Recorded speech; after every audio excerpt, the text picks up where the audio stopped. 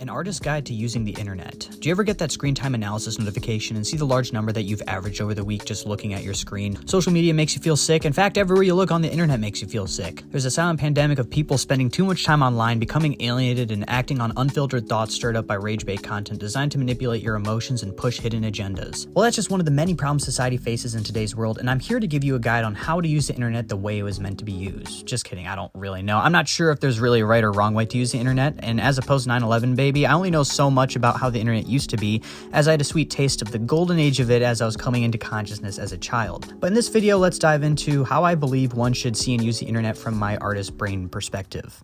First off, if you're an artist, the world is basically littered with tools for you to create with, one of those being the internet. However, these days, if you decide to go on Pinterest, Instagram, YouTube, or any of these social media platforms in order to get inspiration, within 15-20 minutes tops, you've probably found yourself stuck in a random rabbit hole that doesn't pertain to your original intention whatsoever.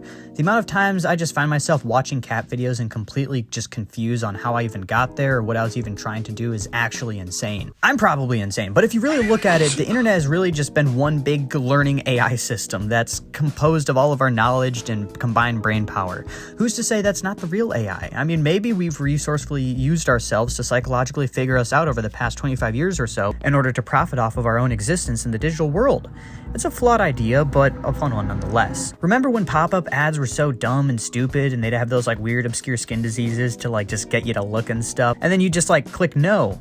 And then that was it. Well, now they've set like whole snare trap campaigns up that like aim to get into your subconscious before you know it, and by the time that you've been subconsciously trained enough to see it in 7 different places, oh, here comes your favorite YouTuber selling you the very product that you've been preconditioned to already like. I don't know, that's enough rambling though. Let's get to the first real thing. Try to look at the internet like it's a library. But did you forget not too long ago we entered the age of information? Like, is that already over? I mean, you could just pretend like it's not and use the internet like it's a library. So before the internet was a thing and you were like, I wonder why Van Gogh cut his ear off. Well, I don't know. I guess I gotta go to the library and find out why. So then you ask your boy Dewey for his decimal system, boom, boom, pow, and you're reading a book and ka-chow, you got your answer. Then what do? Hang around the library, hitting on random women, leaving them weird comments? No, you leave. You have to know what is going to distract you. One thing I've noticed people doing a lot less is just using a simple search engine. I know that sounds like the dumbest thing I've said. Maybe, I don't know. Maybe I've said something stupider up to this point. But I notice a lot more people becoming dependent on like actual social media apps in order to search things up. And I think that's where people truly screw themselves because a lot of these platforms farm off of your emotions, which is why they're structured the way they are. This includes YouTube. Like all YouTube wants is like the tiniest microsecond of your time for you to just see the homepage, just for you to like just have a quick glance away from the search bar, and then 2 hours later you find yourself in a rabbit hole of like why Quentin Tarantino and Uma Thurman's relationship hasn't been the same after the Kill Bill movies. Mr. Beast is over, so done. Who is a hawk to a girl and why it matters to you? The amount of websites out there that have exactly the information you're looking for is absolutely insane. And especially with Gen Z and Gen Alpha, I've noticed an uptick in information being digested, evolving to become like spoon-fed entertainment to secretly teach them a lesson. But if you connect this to what I said at the beginning, that's literally just programming the human mind to become dependent on systems to subconsciously teach them, which enables them to never actually learn on their own. You need to be able to digest the boring, straightforward content, or else life is going to become increasingly depressing for you as your standards are raised so high to where your level of acceptance when it comes to media content is to the level of like a fucking baby who must be entertained every waking second of the film, video, or post, or whatever you're watching. That's why it's important to stick to the search engine. As an artist, I don't really go to Instagram or Pinterest in order to practice, figure drawing or color theory. Instead, I try to use websites like lineofaction.com or colorwheel.org because that is exactly what I need with no distractions. If you value no distractions, then when you take action and need to use the internet, it is now a smooth process with no random trip-ups along the way. The next thing in this guide is to avoid using the internet for emotional reasons, or at least try to limit this as much as possible. What do I mean by this? One may ask. If you're bored or sad, you should probably not go to the internet to fix the way you are feeling. Now, sometimes it does make sense to do that, but it should never be your main go-to thing to do just because you're uncomfortable with the way that you're feeling. The exception can be like sometimes you do need to just watch a funny video to uplift yourself if you've been experiencing the dark void of depression and, all day long and you just need like a break, or, maybe it's like an icebreaker to getting to know a person by showing them your favorite video. I mean, I don't want you to think that I'm talking here in absolutes. Everything that I've said up to this point can be quite situational. What I'm talking about is those moments where you feel uncomfortable with yourself and you turn to the internet because it's an escape. It's an escape from the world, but more importantly, it's an escape from yourself. The internet can be as much of a vice as weed, alcohol, or any substance that alters your experience experience that can be used to distract yourself. If you don't allow yourself to feel the emotions, then you're merely suppressing them, and from there only a few things can happen, none of which are good. By pushing your feelings away to occupy your mind with synthetic feelings and thoughts, it can result in your true emotions being bottled up to explode in a much worse way at a later time. Or it can manifest itself in different aspects of your life, or it will continue to lead you down a path of overconsumption that matches the frequency of which you feel your unwanted emotions. Sometimes you just gotta face it head on, the ugly way, and just get it over with. Now let's get to the last point I wanted to make.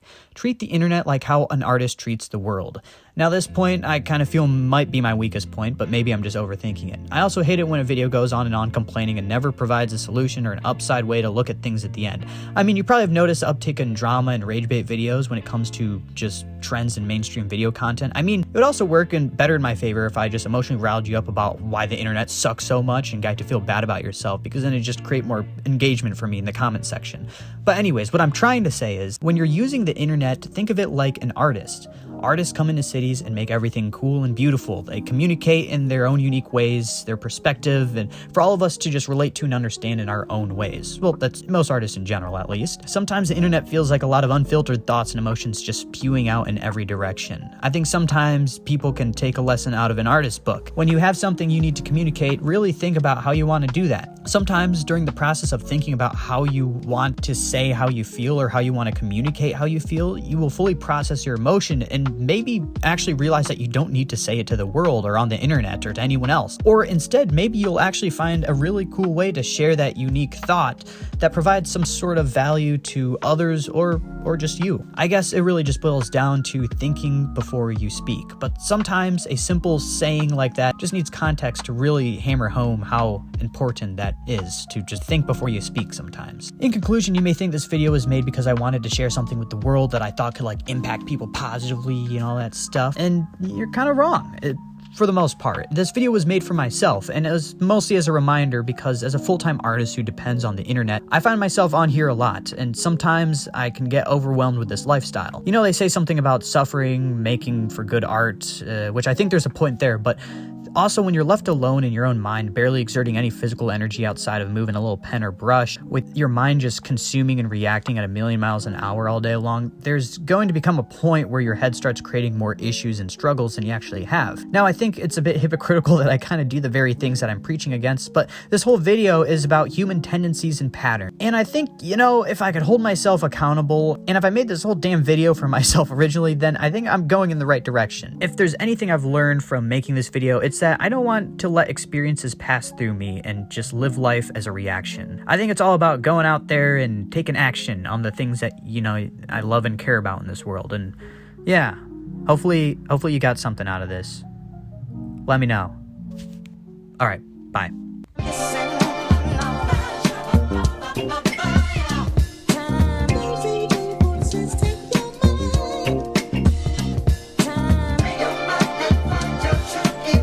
Yeah.